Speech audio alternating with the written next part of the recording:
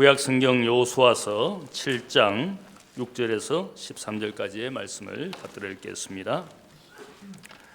여호수아가 옷을 찢고 이스라엘 장로들과 함께 여호와의 궤 앞에서 땅에 엎드려 머리에 티끌을 뒤집어 쓰고 저물도록 있다가 이르되 슬프도소이다 주 여호와여 어찌하여 이 백성을 인도하여 요단을 건너게 하시고 우리를 아모리 사람의 손에 넘겨 멸망시키려 하셨나이까. 우리가 요단 저쪽을 만족하게 여겨 거주하였다면 좋을 뻔하였나이다. 주여 이스라엘이 그의 원수들 앞에서 돌아섰으니 내가 무슨 말을 하오리이까. 가나안 사람과 이 땅의 모든 사람들이 듣고 우리를 둘러싸고 우리 이름을 세상에서 끊으리니 주의 크신 이름을 위하여 어떻게 하시려 하나이까 하니 여호와께서 여호수아에게 이르시되 일어나라 어찌하여 이렇게 엎드렸느냐. 이스라엘이 범죄하여 내가 그들에게 명령한 나의 언약을 어겼으며 또한 그들이 온전히 바친 물건을 가져가고 도둑질하며 속이고 그것을 그들의 물건들 가운데에 두었느니라. 그러므로 이스라엘 자손들이 그들의 원수 앞에 능히 맞서지 못하고 그 앞에서 돌아섰나니 이는 그들도 온전히 바친 것이 됨이라. 그 온전히 바친 물건을 너희 중에서 멸하지 아니하면 내가 다시는 너희와 함께 있지 아니하리라. 너는 일어나서 백성을 거룩하게 하여 이르기를 너희는 내 일을 위하여 스스로 거룩하게 하라. 이스라엘의 하나님 여호와의 말씀에 이스라엘아 너희 가운데에 온전히 바친 물건이 있나니 너희가 그 온전히 바친 물건을 너희 가운데서 자기까지는 내 원수들 앞에 능히 맞서지 못하리라.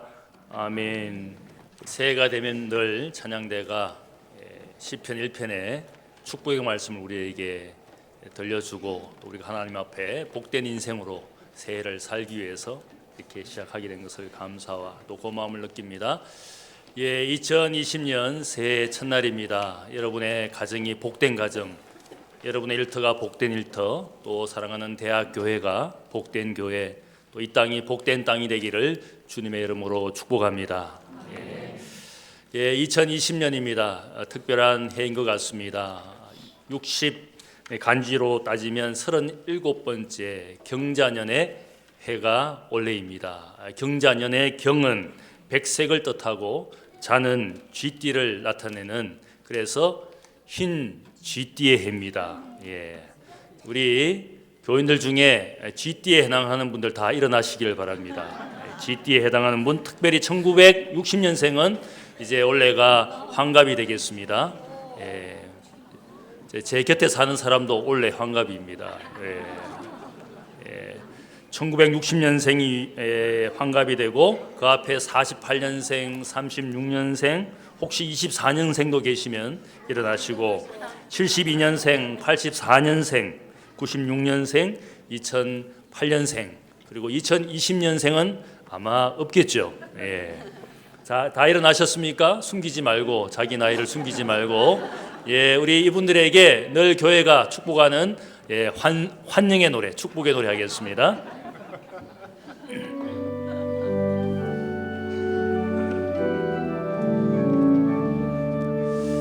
당신은 사랑받기 위해 태어난 사람, 당신의 삶 속에서 그 사랑받고 있지요.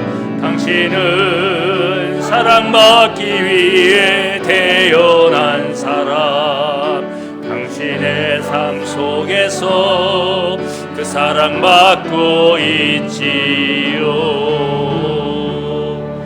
우리 옆에 있는 분들이 우리 축하해 주겠습니다. 옆에 있는 분들이 축복하겠습니다. 한 해가 특별히 쥐띠이신 분들은 특별한 한 해, 여러분의 가정과 일터가 또 여러분의 삶의 모든 모양이 하나님 앞에 큰 복이 많은 한 해가 되기를 주님의 이름으로 축복합니다. 2020년 대학교회 표를 구약 성경 여호수아서 7장 13절의 말씀을 인용해서 표로 삼았습니다. 우리 한번 따라하겠습니다. 너희는 내 일을 위하여 스스로 거룩하게 하라. 여호수아 7장 13절의 말씀을 가지고 올 한 해 하나님 앞에 우리는 언제나 내일을 준비하는 오늘이 되기를 주님의 이름으로 축복합니다.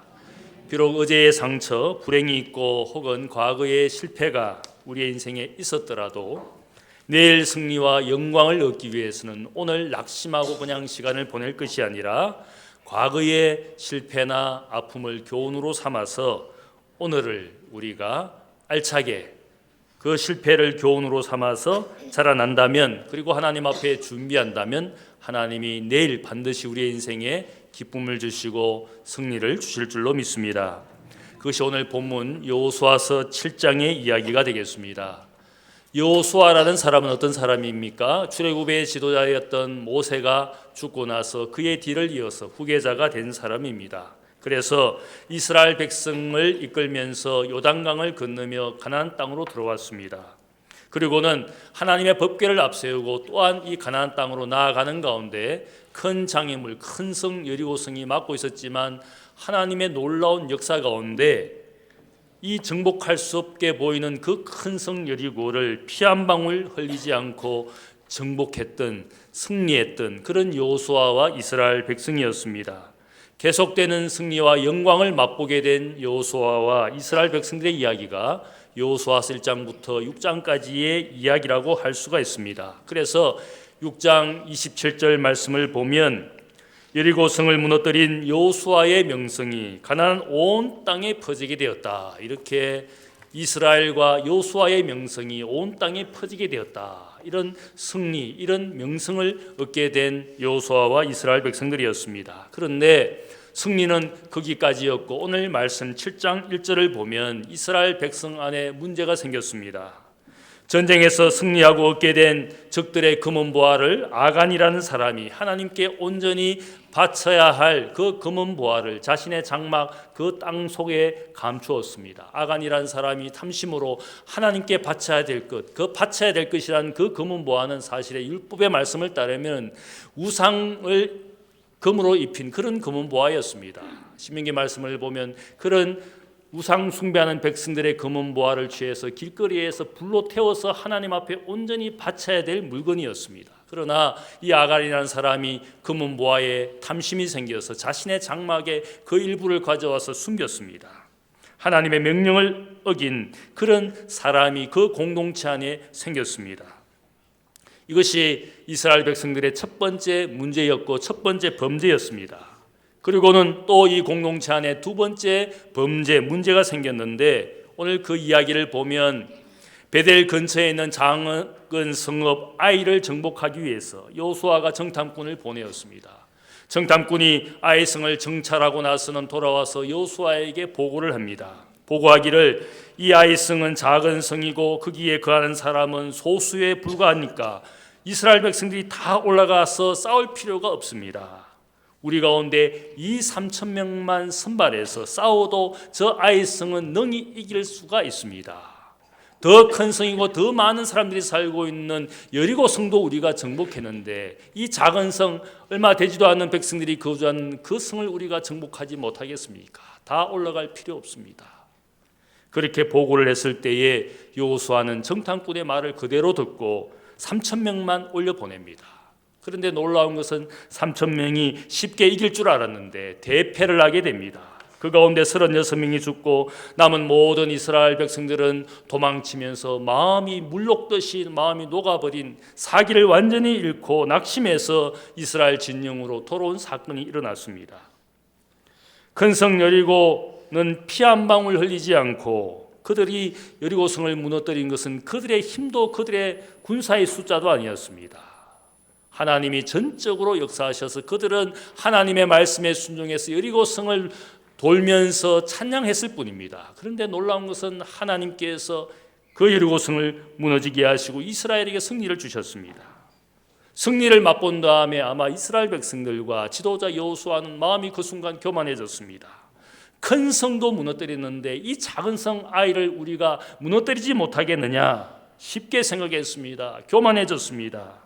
그래서 결국은 전쟁을 쉽게 생각했다가 결국은 패배를 당했습니다. 그래서 온 백성의 마음이 물처럼 녹아져서 사기를 잃고 고통당하고 불행당한 그 모습을 보면서 오늘 말씀 이 여호수아서 7장을 보면 여호수아가 그 순간 백성들의 패배한 모습을 보면서 마음에 하나님 앞에 자신이 범죄했다는 사실을 깨달았습니다. 그래서 말씀을 보면 참회의 모습으로 여호수아와 장로들이 옷을 찢습니다. 지도자의 잘못이다. 그렇게 생각을 하고는 그들이 함께 옷을 찢고 회개의 눈물을 흘렸습니다. 하나님의 말씀 법궤 앞에서 엎드려서 머리에 티끌을 무릅쓰면서 날이 저물도록 회개의 기도를 하나님 앞에 드렸습니다. 그리고 오늘 우리가 읽은 본문 여호수아의 기도의 내용이 거기에 나옵니다. 슬포도소이다. 주 여호와여, 어찌하여 이 백성을 인도하여 요단을 건너게 하시고 우리를 아무리 사람의 손에 넘겨 멸망시키려 하십니까? 우리가 요단 저쪽을 만족하게 여겨 거주하였더라면 좋을 뻔하였습니다. 주여, 이스라엘 그의 원수들 앞에서 우리가 돌아섰으니 내가 무슨 말을 해야 합니까? 가나안 사람과 이 땅의 모든 사람들이 듣고 우리를 둘러싸고 우리 이름을 세상에서 끊으리니 주의 크신 이름을 위하여 어떻게 하시려 합니까? 여호수아의 기도를 보면 마치 원망하는 기도인 것 같지만 사실은 자신의 죄를 자복하고 있습니다. 어리석은 인간의 뜻을 가지고, 인간의 계획을 가지고, 인간 마음대로 생각했다가 우리가 이렇게 패배를 당했습니다. 얼마나 우리 인생이 어리석은 것입니까? 그렇게 회개의 기도를 드리면서 여기에 마지막 내용은 하나님의 뜻을 위해서, 하나님의 영광을 위해서 이 이스라엘 백성, 하나님의 택하신 백성이 하나님의 뜻을 쫓고 하나님의 영광을 위해서 우리를 사용해달라는 그런 기도를 하고 있습니다. 우리가 이 내용을 보면 아이성을 점령하기 전에 여호수아는 하나님께 그 뜻을 묻지 않았습니다. 전에 요단강을 건너갈 때는 여리고성을 앞에 두었을 때는 하나님께 물었습니다. 기도했습니다. 하나님의 뜻이 무엇인지, 하나님 우리가 어떻게 해야 되는 것인지 하나님 앞에 묻고 그 음성을 듣고 그가 요단강을 건너가고 여리고성을 7바퀴를 돌지 않았습니까? 그러나 작은 아이성을 정탐할 때에는 하나님의 뜻을 물은 적도 없습니다. 구하지도 않았습니다. 쉽게 생각했습니다. 이쯤이야 우리의 지혜와 우리의 능력으로 우리의 숫자로 능히 감당할 수 있다고 생각했지만 그러나 그들은 전쟁에 패배했습니다. 쉽다고 생각하는 그 순간 교만해졌습니다. 승리와 영광을 맛본 순간, 가질 것을 가지고 누릴 것을 누리는 순간 우리의 마음이 얼마나 하나님을 떠나갑니까? 가만히 보면 어렵고 힘들 때 신앙생활을 잘했지만 인생에 여유가 생기고 물질이 생길수록 자꾸 신앙생활에서 멀어져가는 분들을 보게 됩니다. 왜 그렇습니까? 내가 세상에서 얻게 되는 그 영광, 그 승리의 지혜에서 어느 순간부터 그 승리와 영광을 주신 분이 하나님이라는 사실을 어느 순간부터 깨닫기 시작하고 믿음 생활에서 멀어져 가는 겁니다. 거기에다가 이 공동체 안에 하나님의 법을 어긴 아간의 죄가 공동체 안에 어둠을 몰고 있습니다. 한 사람의 죄일 뿐이지만 그 죄가 어둠을 몰고 오고 있는 그런 이스라엘 공동체였습니다. 드디어는 아이성의 패배로 여호수아와 백성이 깨달은 것이 있습니다. 우리가 성경에도 이 진리를 늘 이야기합니다. 전쟁은 하나님께 속한 것이고 인생의 구원도 하나님께 속한 것이라는 사실을 성경은 늘 말씀합니다. 인생의 지혜와 능력에 있는 것이 아니라 마병의 숫자에 있는 것이 아니라 전쟁도 구원도 하나님께 속한 인생의 모든 것이 하나님의 역사 가운데 있는 것이라는 사실을 성경이 늘 말씀합니다.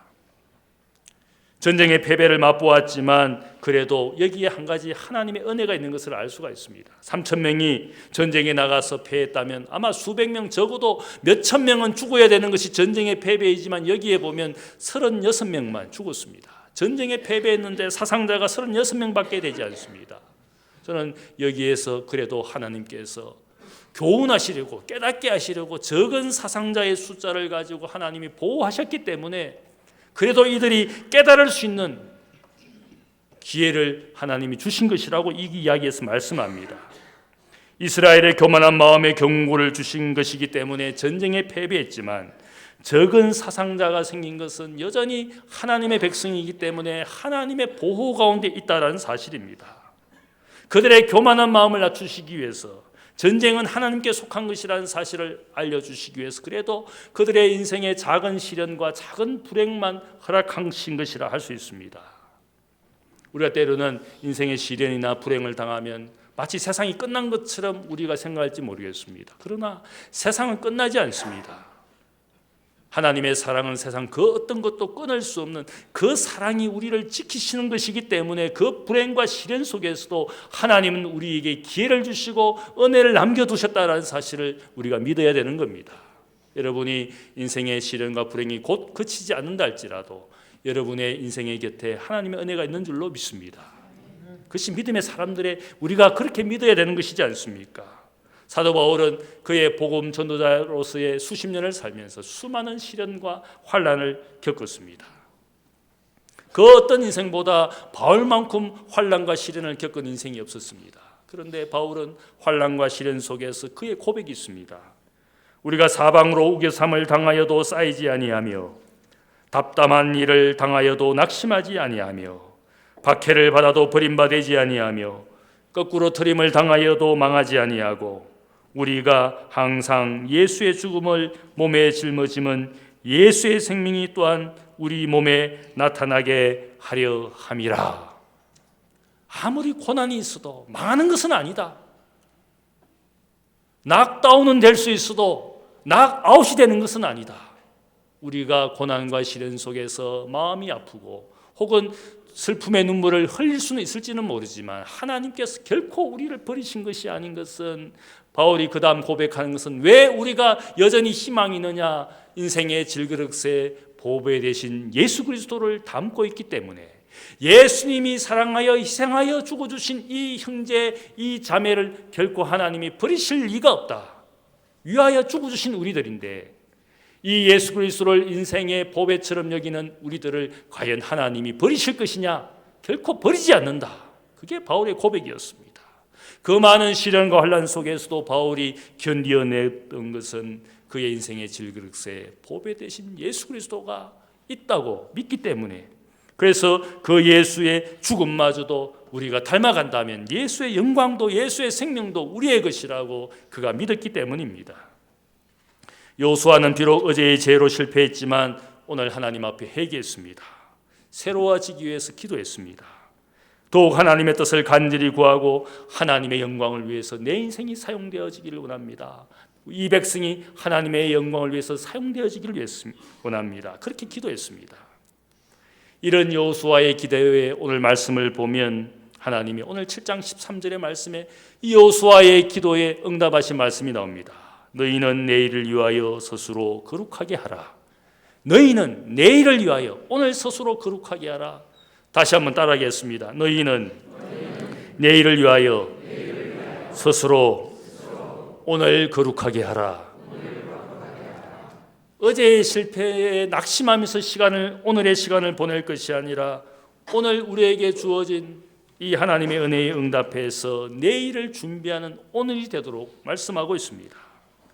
그것을 위해서 어떻게 구체적으로 또한 하나님이 말씀합니까? 내일을 준비하기 위해서 오늘 어떻게 해야 되는 겁니까? 거기에 말씀을 보면 구체적으로 이스라엘 백성 가운데 하나님 앞에 범죄한 인생들이 범죄를 하나님 앞에 자백하도록, 여기 오늘 그 다음 말씀을 보면 온 이스라엘 백성들이 이제 하나님 앞에 서도록 하나님이 말씀합니다. 그리고 하나님 앞에서 지파별로, 가문별로, 가족별로, 그리고 한 사람 한 사람이 하나님 앞에 제비를 뽑도록 합니다. 어떤 한 사람도 예의 없이 모든 사람이 하나님 앞에 서서 자기가 직접 제비를 뽑아서 하나님 앞에 범죄한 인생이 자신의 죄를 고백할 수 있는 시간과 기회를 줍니다. 그래서 이스라엘 백성들이 하나님 앞에서, 하나님의 법궤 앞에서 지파와 가문과 가족별로 제비를 뽑습니다. 그래서 누가 제비를 마지막으로 뽑습니까? 아간이란 사람, 하나님의 것을 자신의 장막에, 자신의 집에 숨긴 그 사람의 죄가 결국 드러나도록 놀랍게도 하나님이 그를 이스라엘 백성 가운데 범죄한 인생이라고 밝히게 됩니다. 이 이야기를 보면서 제가 느낀 것이 하나 있습니다. 이 아간이 하나님 앞에 범죄했지만 온 지파, 온 가문, 온 가족들이 제비를 뽑는 그 순간 시간이 있었습니다. 아마 이 모든 일들이 자신의 죄로 말미암아 일어난 일이라는 것을 깨달을 수 있는 시간이 그에게 주어졌지만 마지막 순간까지 아간은 자신의 죄를 자복하지 않았습니다. 자신의 죄를 드러내지 않았습니다.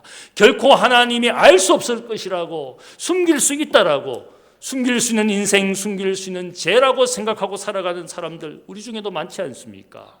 하나님 앞에 나의 불성실, 내가 믿음을 가졌지만 하나님 앞에 제대로 살지 않으면 괜찮을 거라고 생각할지 모르지만 결코 괜찮지 않습니다.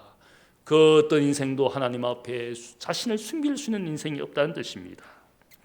결국 아간은 마지막 기회를 잃고 결국 제비 뽑아서 모든 백성 앞에서 결국은 범죄한 인생이라는 것을 결국 밝혀지게 되고 아간뿐만 아니라 그 모든 그에게 속한 재물과 가족의 생명을 잃게 되는, 그래서 그가 죽은 장소를 악을 골짜기다, 괴로움의 골짜기다, 하나님 앞에 불행당한 사람의 인생의 모양을 보여주는 하나의 교훈을 삼는 악을 골짜기, 그 이야기가 얽혀있는 인생이었습니다. 하나님이 우리의 인생에 기회를 주신 것이지 않습니까? 건강을 주시고 또 새해를 맞이하고 새날을 맞이하고 또 새로운 대학교의 공동체에 여러분들이 새가족이 되어서 오셨을 때 저는 이 모든 일들에 하나님 주신 은혜의 기회인 줄로 믿습니다. 우리의 인생에 기회가 없는 것이 아니라 언제나 그 은혜와 사랑은 우리 앞에 있는 겁니다. 오늘이라는 시간, 오늘이라는 이 하나님 주신 기회가 우리에게 언제나 있는 겁니다. 늘 실패하고 늘 불행 가운데 살도록 우리를 불러주신 것이 아니라 예수님이 말씀해 주셨습니다. 내가 온 것은 양으로 생명을 얻게 하고 더 풍성히 얻도록 오늘 우리에게 나타나 주신 주님이지 않습니까? 여러분을 불행당하도록 세상에서 불러주신 것이 아니라 이 세상에서 복된 인생이 되도록 우리를 불러주신 줄로 믿습니다. 오늘 이 이야기를 보면 모든 이스라엘 백성들이 나 홀로 사는 인생이 아니라 함께 사는 인생이 되도록 영적 싸움을 수천 명, 몇천 명만 나가서 영적 싸움을 하도록 하신 것이 아니라 이스라엘 민족 전체가 하나님의 군대라고 불렀습니다. 가나안 땅을 차지하기 위해서 한 사람도 예외 없이 하나님 앞에 서서 하나님과 함께 영적 싸움을 싸우도록 모든 사람들이 어린아이로부터 어른에 이르기까지 모든 사람이 하나님의 법궤 앞에서 제비를 뽑았습니다. 영적 전쟁을 하기 위해서 누군가는 전쟁을 하고 누군가는 쉬는 것이 아니라 뒤로 있는 것이 아니라 모든 사람이 영적 전쟁에 참여하도록 각자가 제비를 뽑도록 하신 하나님이었습니다. 그래서 모든 사람이 그 다음 말씀을 보면 8장 1절에 보면 하나님이 그들에게 말씀합니다. 두려워하지 말라, 놀라지 말라, 군사를 다 거느리고 일어나 아이로 올라가라. 보라, 내가 아이 왕과 그의 백성과 그의 성읍과 그의 땅을 다 너의 손에 넘겨주겠노라. 3,000명만이 올라가는 것이 아니라 작은 일이라도 작은 성읍이라 하더라도 하나님이 함께 하시는 이 하나님의 전쟁에 모든 백성이 이 영적 전쟁에 참여하도록 예외가 없다는 겁니다. 직분 맡은 자만 일하는 것이 아니라 직분이 없더라도 의인이라고 해서 노인이라고 해서 제외하는 것이 아니라 고3이라고 해서 제외하는 것이 아니라 모든 하나님의 백성들은 이 영적 전쟁에서 하나님의 군사가 되어야 된다는 뜻입니다. 3,000명만 싸우는 것이 아니라 하나님과 함께 모든 백성이 올라가서 싸웠을 때 하나님께서 그들에게 다시 승리와 영광을 주신 우리 하나님이었습니다. 우리가 영적 전쟁에 승리하기 위해서 어떻게 해야 되는 겁니까? 우리 모든 가족들이 한 사람도 예의 없이 예수를 잘 믿어야 되는 줄로 믿습니다. 예수가 한 사람 한 사람의 삶의 구주가 되어야 됩니다. 그런 새해가 되기를 주님의 이름으로 축복합니다. 한 사람도 빠짐없이 예수 믿는 믿음의 가족 되기를 축복합니다. 우리의 일터에 있는 사람들도 예수님의 사람이 되도록 우리가 복음의 증인이 되어야 되는 것이고, 이 캠퍼스와 우리 사회에서도 우리가 하나님 앞에 하나님의 사람으로 세상에 보내어진 사도와 같은 삶을 살면서 모든 사람이 영적 전쟁에서 승리하는 그런 인생이 되도록 우리를 불러주신 줄로 믿습니다. 저도 여러분을 이제 빠짐없이 마치 하나님 앞에 모든 사람들이 제비 뽑기 하듯이 여러분을 주님의 성찬에 초대하기를 원합니다. 주님의 떡과 잔을 나누면서 주님의 십자가의 은혜를 기억하는 하나님의 군사가 되기를 기원합니다. 또 여러분 각자에게 새해에 주시는 말씀을 제비 뽑아서 그 말씀대로 순종했을 때에 그 말씀의 금이 여러분이 맞이하는 영적 전쟁에서 승리하도록 하시는 주님의 말씀 되기를 축복합니다. 그런 새해가 되기를 축복합니다. 이제 우리 승찬을 준비하겠습니다. 찬송가 216장 1절과 2절을 함께 찬양하면서 승찬을 준비하겠습니다.